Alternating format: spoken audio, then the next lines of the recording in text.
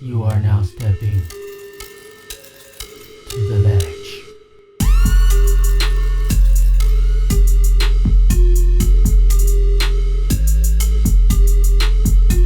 Now recording. Welcome to Ask a Man, brought to you by The Ledge, where we answer questions sent in by you, the listener. I am your host, Ken Bro, and you also have the local hero, G and Two Country James. Now here's the question. So why is domestic violence on the rise during this COVID-19? It's fucked up, but it's true. Most people are just not realizing that they don't even like each other. Probably been in the house too much. You starting to see each other for who they truly is. You know what I'm saying? Sex aside, most people don't even know who they fucking with. Like, that's the thing. How much do a motherfucker communicate? Because obviously, if domestic violence is happening, it's either one or two things. If it's new, then I would go with what I just said. If it's old, if it's been going on, then I would say, why you still with them? Like, yeah, Or her. Yeah. If domestic violence happened one time, you should be stepping out of that relationship. There is no real excuse for it. Like, whether you're a man or a woman, step away from the relationship. If you gotta fight them, why you gotta be with them? Shit. Like, so if it's during the COVID-19 thing, it's got to be nothing more than two people realizing that they really ain't even supposed to be together. Probably straight up. I local hero. What's your take on it? Bitches know how to press a motherfucker back. So I drink to that. let me You'll put sip that your out. wine? Not women, bitches. You gotta make sure you make that distinction because sometimes they get it confused. Not women, but bitches. And a lot of these dudes go out here with these club hoes. All right, now there's some good women out there that just fuck with ain't shit motherfuckers. So if you with an ain't shit motherfucker, you gotta look in the mirror and realize why you attract so many ain't shit motherfuckers. Look in your friend zone and see how many of them motherfuckers happy they ain't with your bum ass. It's just that simple. What happens is with this shit, and I've said this before, it's going to be a lot of divorces happening right now because they're going to realize, I don't like this bitch as much as I thought I liked this bitch. She's annoying as fuck. Who the fuck? Who microwaves water? Who boils water that way? Like, it's going to be like when you stuck in the house. This is me. I get cabin fever. When you stuck in the house for so long, the littlest shit could annoy you. Why the fuck is the faucet still dripping? Who the fuck ain't turning the water off? You ain't got to pay the water bill. So you get this anxiety built up and you feel like you trapped, like you locked in jail or some shit.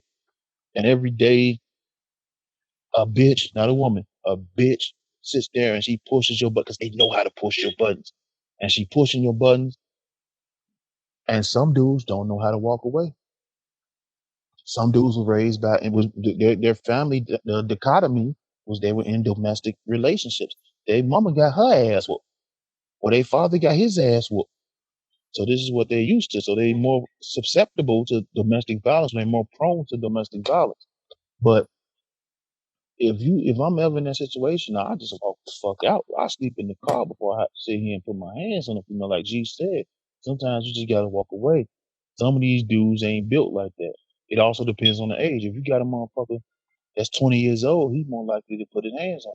If you got one of them old ass pimps from like the 70s, bitch, who you think you're talking to? And they gonna put their hands on you. But like G said, the first time it happens, you need to go about your business. If you don't go about your business, you're saying that this is acceptable to you. Straight up. This is okay with me. Some females feel like a man don't love them unless they put their hands on her. And That's it's a a horrible shame, but thinking. it's a shame, but it's true. It's true because that's how their mother was with their dad. They're like, oh man, she really loves him. They've been together for whatever, but he always go upside her head. So some females like, if a man don't hit me, and I dated bitches like that. If you don't hit me, you don't love me, and all this, and that's how they is. Or some men, and this is my theory. Some men actually need that woman, and they feel so bad that they need somebody that they get overly aggressive, and they start putting their hands on them. I hate the fact I need this bitch. I can't do nothing. My money ain't right. I'm stuck in the house. This bitch got a car. I can't do nothing. I'm tired of playing PlayStation 4. And they get overly aggressive. So it's two sides to that coin. But again, it all lies with the woman. Like I would tell my daughter, hey, if a motherfucker put his hands on you, get the fuck away from him. I learned not to get involved in domestic situations because 9 out of 10, that bra can go right back to him. That's just the absolute truth. So when a female says she's tired and she had enough and she's done with that shit and she leaves, once you leave that motherfucker, set that precedence. Like, I'm not going through this shit no more. It's not going to happen no more. I'm not going to allow myself to be punched in the face no more. And for the females like the club hoes out here that just pressing buttons, stop. The fuck is you pressing the man button for? Stop. Shut the fuck up and make him a sandwich. You know what I'm saying? So it goes both sides. It's easily remedied. Either leave him alone, or if you're the aggressor, stop being the aggressor. Yeah. I mean, because at the end of the day, when you come home, either you the man or the woman, y'all are supposed to be each other peace. When you come home from a stressful day at work or whatever the case may be, you should be able to go to her or you should be able to go to him, and y'all should just be able to calm each other down. Like, what can I do for you? I know you had a stressful day. What can I do for you? Or if you know, like, your other partner, like, is out there doing whatever, especially with this COVID-19, if they like a fucking medical professional or they work in a grocery store or some shit like that, and you at the crib chilling because your motherfucking job is not open, make the motherfuckers a bath or some shit, you know? Or pull his drink, have a cigar ready. Because you already know motherfuckers about to come home stressed as fuck. So why don't you just set the mood for them as soon as they come in? You know, you can calm them down. You could take their stress away. Have that red wine ready. Here we go with this red wine. Some females, and I hate to say that, but it's the real. Some females are addicted to chaos. They can't function unless it's drama, stress, and chaos around them. And it's funny you say that because, like, it's some chicks out there that recognize that. So they would react, and then they would think back like, I don't know why I did that. Because that's normally not me. But then they know that they will react a certain way or do a certain thing, knowingly, but they can't help themselves because that's just the way they are. When a woman act off nothing but pure emotion, that's what they doing. The average woman is pure emotion. They setting themselves up for failure every time they do that. And a lot of these women still trying to figure out why they've been left by other men, and they bring the baggage into another relationship. Yep. And they wonder why. Yeah, they wonder why they're not happy no more. And you got this nigga, he just over just happy, minding his own business. And then you got somebody trying to provoke an argument because they don't feel like they getting that attention they used to get. That's crazy. Let me Go ahead. Let me piggyback off that. I heard a story this comedian was talking, and he said him and his wife was out at a diner. And it was this gay dude, and he was like 70 years old. But he was like, man, this guy looked like he was about 45.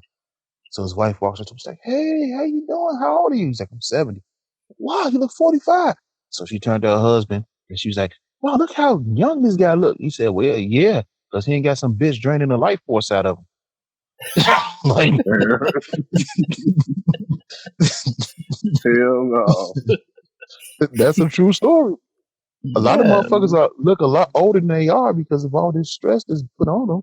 You can't have stress at home and stress at work. You got to cut out one of those things, and you got to eat. So, As soon as you get home, man, you're supposed to be able to just relax. That's why I do cocaine off my steering wheel before I go home. I don't think that's the proper way to relax, man. I think that makes you more amped. Makes you more antsy. Do cocaine. That's the message for the day on this podcast. Do cocaine. This podcast is brought to you by cocaine. It's always been here. Do it anyway. Hey, for anybody that's the part of the feds or whatever that's listening right now, no, don't listen to that guy. He's just tripping. He off that whiskey. I do medical cocaine. I got a medical slip. What you got to say, G? I would tell you about the time I was doing Uber and some cocaine ended up being a part of it. We can't no, we're not going to incriminate G. No, that's incrimination. Okay. That's part. Hey, that's another podcast for another day. We're gonna keep it moving. All right, next question.